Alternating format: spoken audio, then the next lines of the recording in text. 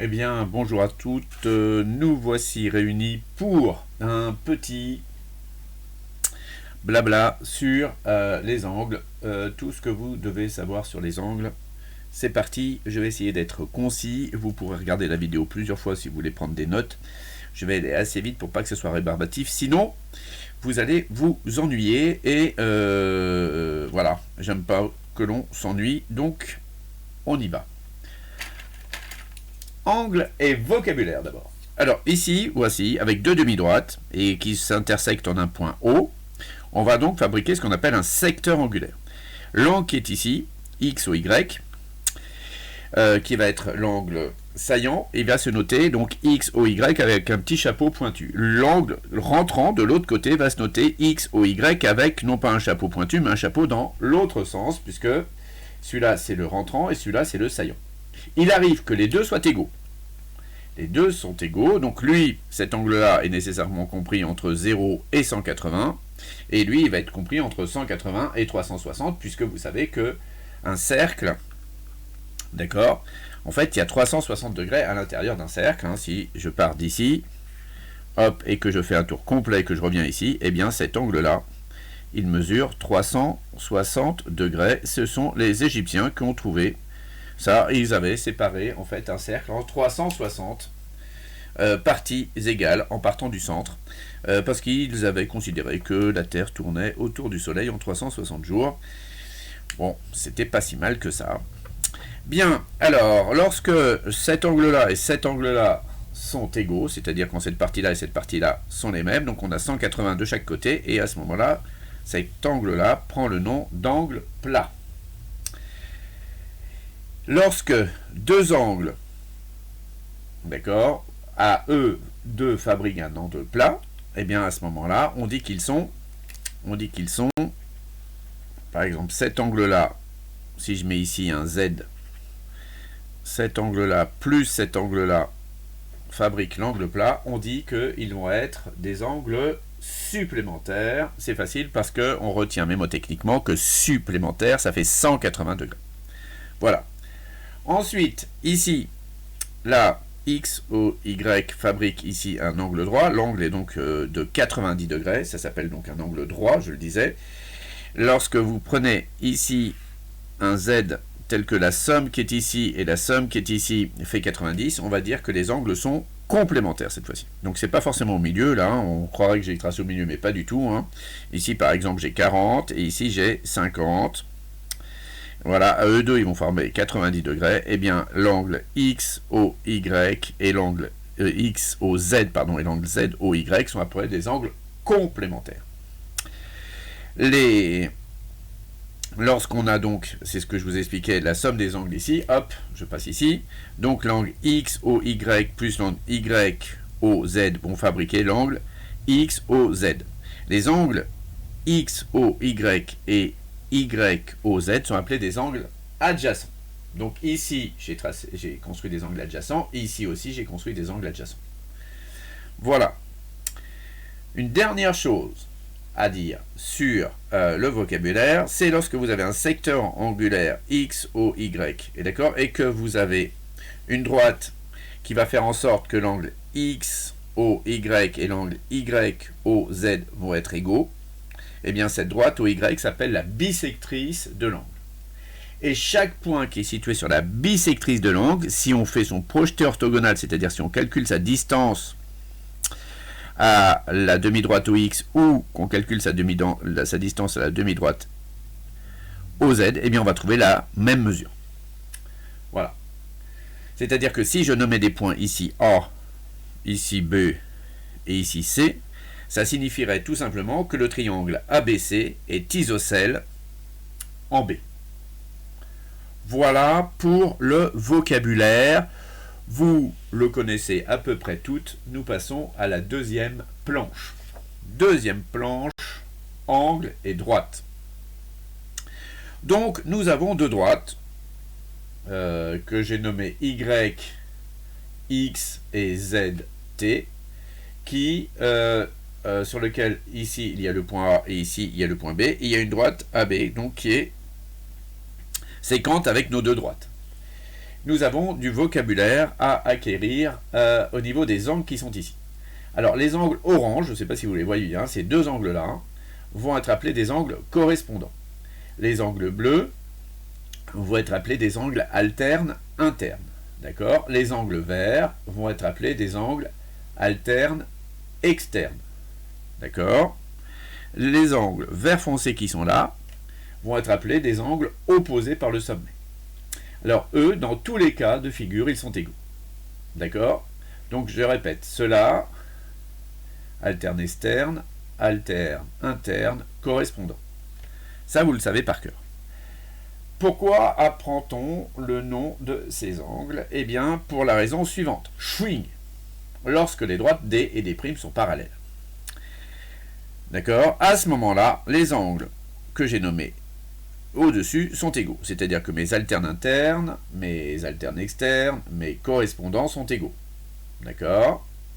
Réciproquement, si vous avez des angles alternes internes, alternes externes ou correspondants qui sont égaux, alors les droites sont parallèles. Ça, c'était notre programme de 5e.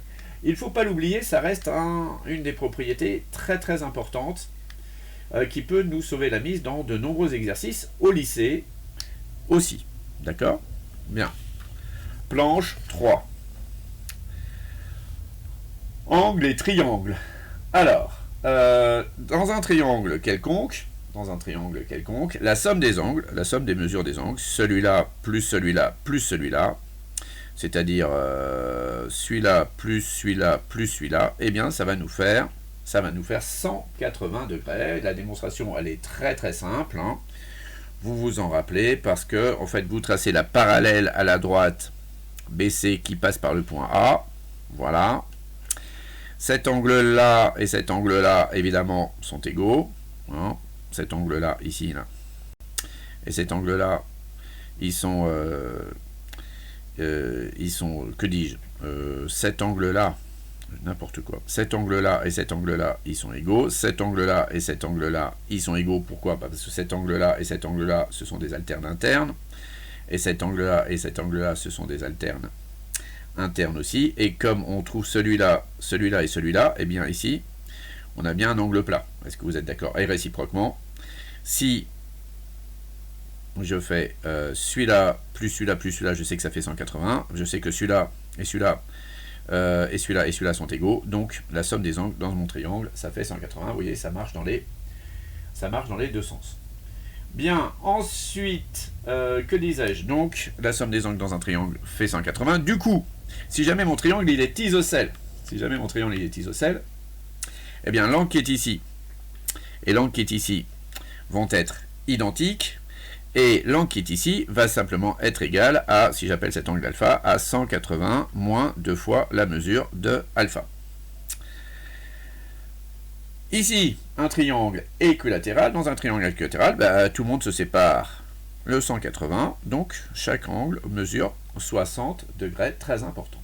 Un triangle rectangle isocèle, il est isocèle et rectangle, donc les deux autres n'ont qu'à se séparer 90, et donc ici ça fait 45 degrés, et ici ça fait 45 degrés, et ça c'est hyper important. Petite cerise sur le gâteau, si je connais la mesure de mon triangle ici équilatéral A, et bien sa hauteur, on n'a qu'à faire une hauteur ici, et bien c'est A racine de 3 divisé par 2, A racine de 3, on voit pas bien mon 3, mais enfin bon voilà, A racine de 3 divisé par 2, et sa surface, son aire, sa surface intérieure qu'on appelle son aire, et bien ça sera A carré racine de 3 divisé par 4. Si jamais ici mon triangle isocèle rectangle en A, je connais la mesure d'un de ses côtés, et bien la mesure qui est ici, ça sera A fois racine de 2, évidemment, ça il faut le connaître par cœur. Je ne vous donne pas l'aire d'un triangle rectangle isocèle, puisque aussi je peux quand même vous donner l'aire, hein, puisque c'est la moitié de l'aire d'un carré, donc ça fait A carré divisé par 2. Voilà. Dans un triangle rectangle maintenant quelconque, avec ici un angle de mesure alpha, vous avez donc ici nécessairement 90 moins alpha. Donc ces deux angles, je le disais tout à l'heure, ils sont appelés des angles complémentaires. Nous avons vu trois lignes trigonométriques, donc le sinus de alpha, qui va être en fait le cosinus de 90 moins alpha, hein, et qui va donc être égal à AC sur AB. Sur CB, que dis-je. Ensuite, le cosinus de alpha, qui va être en fait le sinus de 90 moins alpha, eh bien, il va être égal à AB sur CB. Et enfin, la tangente de alpha, qui va être l'inverse de la tangente de 90 moins alpha, va être égal à AC sur AB. Voilà. Ça, il faut aussi me le savoir par cœur. Bien. Poursuivons. Planche 4. Alors, les angles centres. Nous traçons donc un angle qui est inscrit dans un cercle. C'est-à-dire que mon angle, vous voyez, ABC, ici, mon triangle ABC est inscrit dans le cercle, et donc l'angle BAC, on dit que c'est un angle inscrit dans le cercle. Bien, O étant le centre du cercle, on va appeler l'angle BOC, l'angle au centre, d'accord, qui intercepte en fait le même arc que BAC. Donc l'arc intercepté, je vais le repasser. Voilà.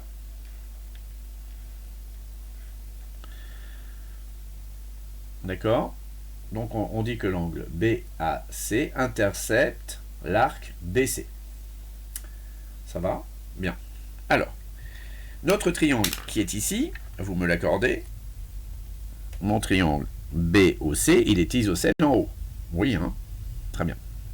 Donc ça veut dire que cet angle-là et cet angle-là, ici, j'ai aussi un angle bleu. Turquoise. Bleu turquoise. Voilà. Est-ce que vous êtes d'accord? Oui. Donc ici, j'ai 180, puisque là, dans un triangle, la mesure des angles, ça fait 180. Donc ici, ça fait 180 moins 2 angles turquoise. Alors, l'angle turquoise, je vais l'appeler alpha. Est-ce que vous êtes bien d'accord? Ça va? Vous voyez mon petit alpha là? Ouais. Donc, ça va me faire 180 moins 2 alpha. Est-ce que vous êtes d'accord? Bien. L'angle qui est ici est un angle plat. Comme ici, j'ai 180 moins 2 alpha, lui, il va me faire quoi? Il va me faire le supplémentaire de 180 moins 2 alpha. C'est-à-dire le nombre qu'il faut que j'ajoute à 180 moins 2 alpha pour avoir 180. Et qu'est-ce qu'il faut que j'ajoute à 180 moins 2 alpha pour avoir 180? Il faut que j'ajoute 2 alpha. Donc ici, j'ai 2 alpha. Donc mon angle orange mesure 2 fois l'angle alpha. On dit que l'angle au centre, qui intercepte l'arc BC, est le double de l'angle inscrit qui intercepte l'arc BC. C'est le double. Alors, est-ce que c'est le double uniquement quand AC est un diamètre, ou est-ce que c'est toujours le double? Ça, c'est la question, et c'est ce que je vais vous démontrer tout de suite. Alors, est-ce que c'est toujours le double? Alors là, vous voyez que mon arc BD, parce que là, cette fois-ci, ça intercepte l'arc BD. J'ai toujours laissé BC comme au-dessus. Hop, voilà, j'ai laissé mon B et mon C. Et donc, j'ai mis un point D de l'autre côté. Et nous allons regarder si l'angle qui est ici reste le double de celui qui est ici. D'accord? Lorsque, en fait, on intercepte un arc qui se situe de part et d'autre du diamètre AC. D'accord? Alors, nous avons démontré tout à l'heure, alors si j'appelle cet angle-là, je vais mettre du grec. Celui-là, je vais l'appeler X. Vous êtes d'accord? Donc ici, j'ai 2X. Je viens de le démontrer juste au-dessus. Celui-là, je l'appelle Y, String. Donc ici, je l'ai démontré au-dessus, j'ai 2Y. D'accord? Donc que vaut cet angle-là? Il vaut 2X plus 2Y. Or, vous êtes des bêtes en factorisation, vous pouvez être 2 en facteur.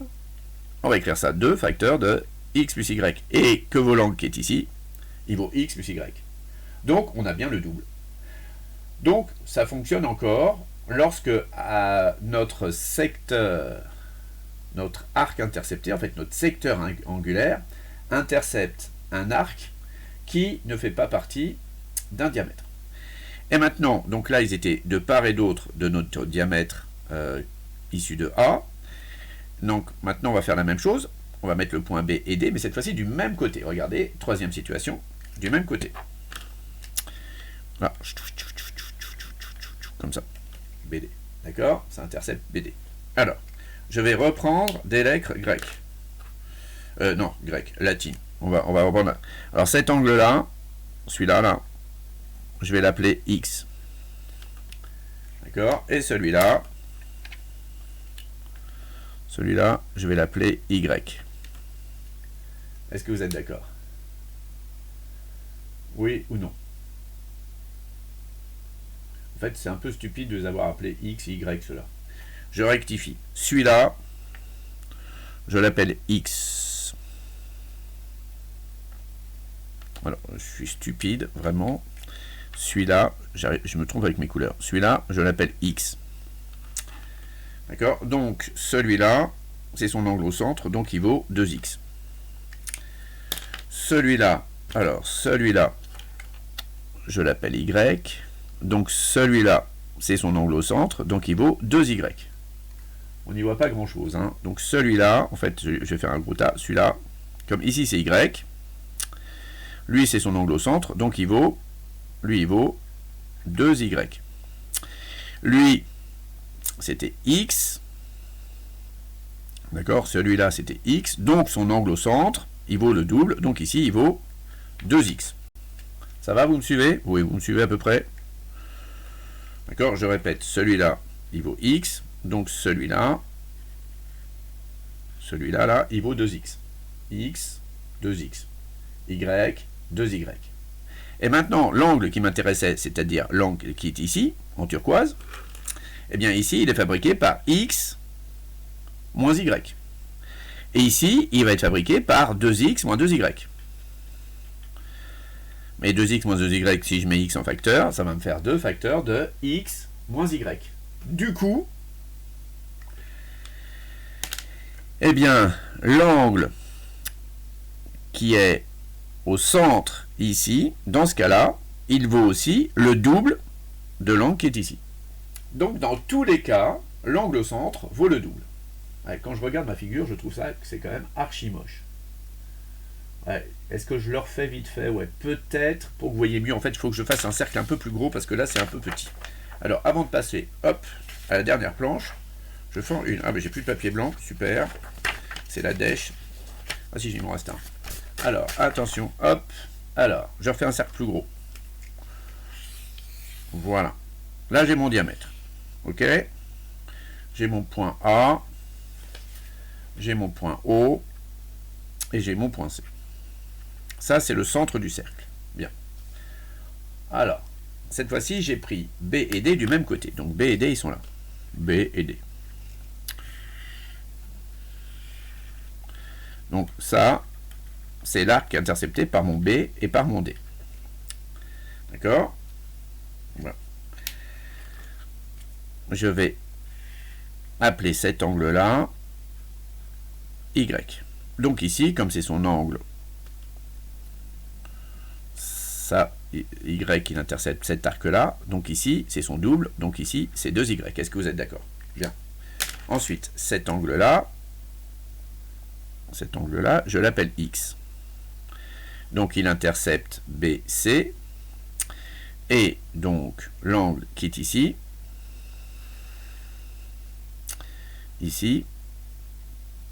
c'est 2x. Est-ce que vous êtes d'accord? Bien.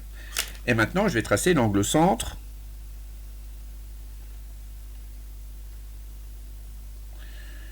Je vais tracer l'angle au centre orange de mon angle qui est ici. Voilà, de celui-là. Alors, c'est celui qui est ici. On est bien d'accord, vérifions. Alors, BAD, BOD.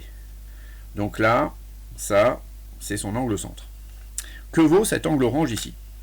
Eh bien, cet angle orange ici, on observe qu'il vaut x moins y. Celui-là moins celui-là, ça me donne l'angle orange qui est là. Ça va? Vous voyez bien, hein, x moins y, ça me fait l'angle qui est ici. Maintenant, l'angle qui est ici, l'angle au centre de cet angle-là, qu'est-ce qu'il vaut? Il vaut 2x moins 2y. 2x moins 2y. Ce qui fait, en fait, 2 facteurs. En plus, il y a le soleil qui se lève, j'ai des ombres, c'est terrible. 2 facteurs de x moins y. Voilà. Donc, c'est bien ce que je disais, l'angle au centre, c'est toujours le double, quelle que soit la situation.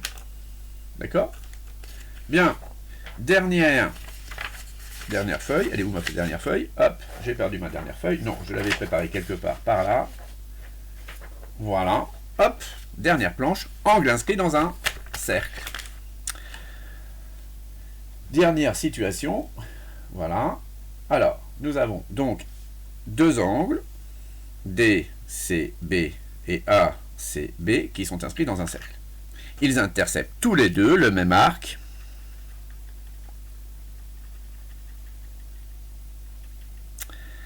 Ils interceptent tous les deux le même arc BC. Est-ce que ça va pour tout le monde? Ouais. DCB et CAB interceptent l'arc BC. Du coup, ils ont tous les deux comme angle au centre BOC. Est-ce que vous êtes d'accord? BOC est l'angle au centre de ces deux angles-là. Donc si BOC vaut 2x,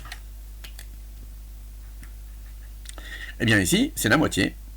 Donc ici, c'est x, et ici, c'est x. Et donc, on s'aperçoit que ces deux angles sont égaux. Donc, deux angles inscrits dans un cercle qui interceptent le même arc sont égaux. Deux angles inscrits dans un cercle, deux angles inscrits dans un cercle qui interceptent le même arc sont égaux. Ça, c'est une super propriété. Alors ça veut dire, en fait, on peut la retenir, vous voyez, si vous voulez. Je vais vous faire un petit dessin ici. Si vous faites un sablier, voilà, enfin un sablier, ou ce que vous voulez en fait, d'accord, dans un cercle. Donc vous prenez 4 points comme ça. Vous rejoignez les 4 points. Eh bien, cet angle-là et cet angle-là, ils sont égaux. Pourquoi? Parce qu'ils interceptent l'arc qui est ici. Et cet angle-là et cet angle-là, ils sont aussi égaux. Pourquoi? Parce qu'ils interceptent celui qui est ici. Voilà. C'est fini. Si vous savez tout ça, si vous avez tout compris, vous êtes des génies. Bonne journée.